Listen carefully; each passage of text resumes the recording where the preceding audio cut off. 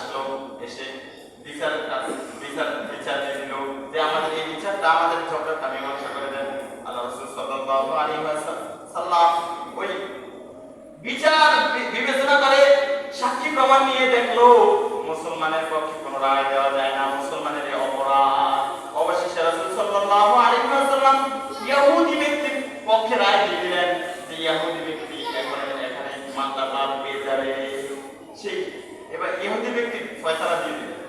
মুসলমান সে খুশি হতে পারলো না, সে চিন্তা করতে লাগলো এই বিচারে আমি রাজি না, আমি এই বিচারটা করার জন্য ওমরের কাছে চলে যাই।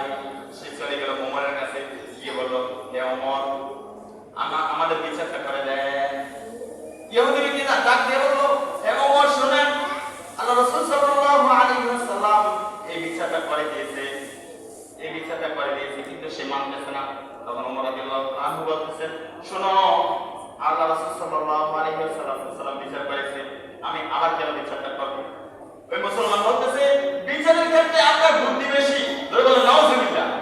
হযরত ওমর রাদিয়াল্লাহু তাআলা ঘরের মধ্যে গেলেন, ঘরের মধ্যে গিয়ে একটা তরবারি হাতে করে নিয়ে আসলেন, এসে একটা কোপ দিয়ে ওই মুসলমান ব্যক্তির গলাটা আলাদা করে দিলেন। আল্লাহু আকবার। হযরত ওমর রাদিয়াল্লাহু তাআলা বললেন দুনিয়ার মধ্যে সর্বোত্তম বিচারক সর্বোত্তম ন্যায় হিসাবকারী আমার রাসূলের ফয়সালা যে মানতে পারলো না, সেই মুসলমান পশ্চিমকালে হতে পারে, সে মুনাফিক, সে রাসূলের বিচার মানতে পারলো না, সে তাই দুনিয়া বেঁচে থাকার কোনো অধিকার তার নেই। আল্লাহু আকবার।